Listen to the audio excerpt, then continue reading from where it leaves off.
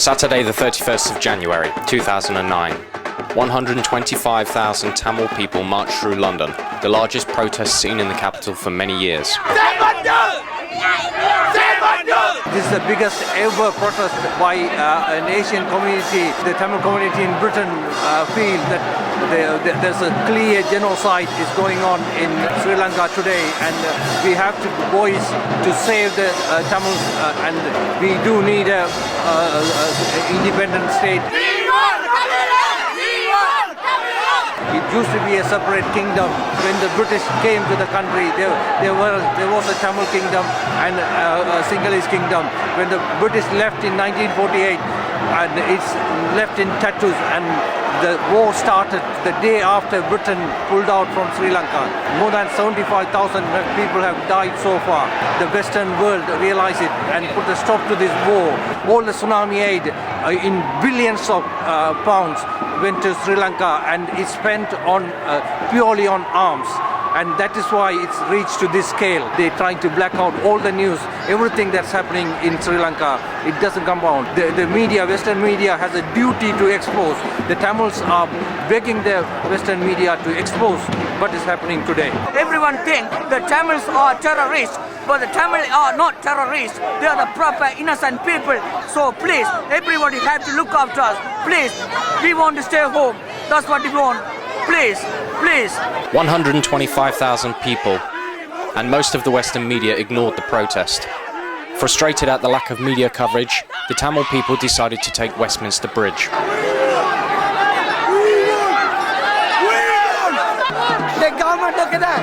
The government killed the children. Look at this. No medicine. No medicine, no food. 48 hours.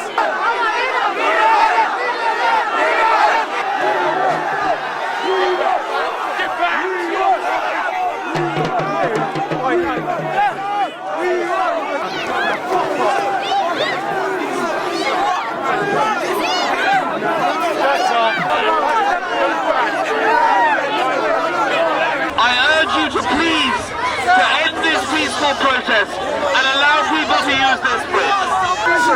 These photographs were shown by me and other MPs to the Prime Minister this week. He is aware of what is happening. Let us not disrupt the workings of this city. I urge you to move on. Thank you very much. Saturday the 11th of April. At the second Tamil protest, 250,000 people marched from Embankment to Hyde Park, calling for an end to the war, an end to the genocide, and that the international community act to save the innocent Tamil population. Again, the media response was minimal. 4 days earlier, a second human blockade took Westminster Bridge. The BBC reported 6 people out of 3,000 were arrested, and several people suffered minor injuries. This got the attention of the media, but only because the headlines were able to portray a violent protest. It was here that the first 2 arrests for displaying the national Tamil flag occurred, listed by the UK authorities as a prescribed symbol of a terrorist organisation.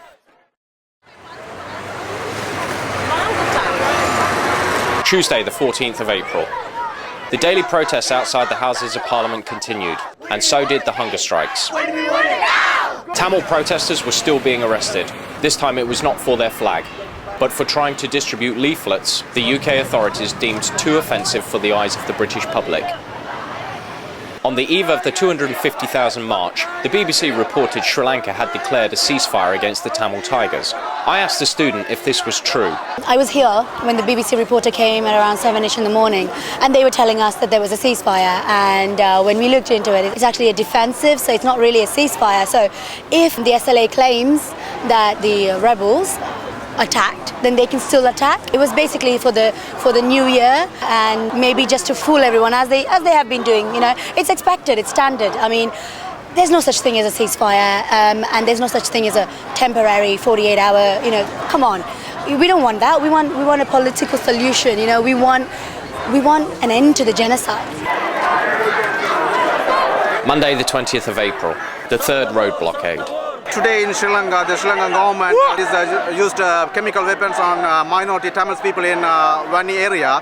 They almost within 3 hours, they are nearly more than 1,200 people they killed. And they are open firing, cluster bombing from aircraft. So what is the British government doing about this? British government, they are still, they didn't open any their mouth, or they didn't tell any opinion. Last night we saw the news, thousands of people bombed, and your government giving the weapons to Sri Lankan government. That's why we are angry as a British Tamil. The Indian military people, they are in joined with the Sri Lankan government in the Vani area, and Indian government supply the money and weapons, and then all forces and military advice and planning. But it wasn't just India selling weapons.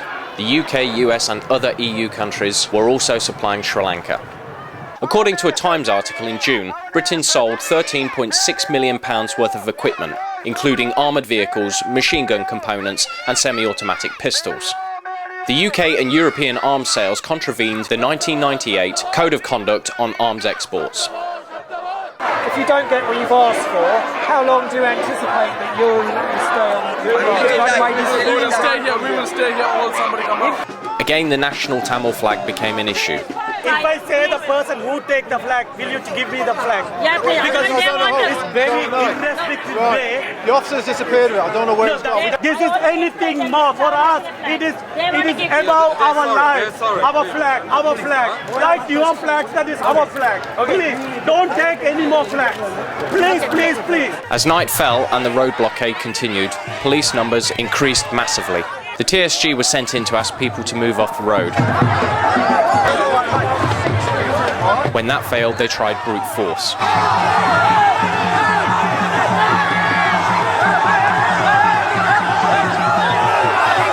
But it didn't work. When a baby was nearly knocked out of a pram, the police retreated.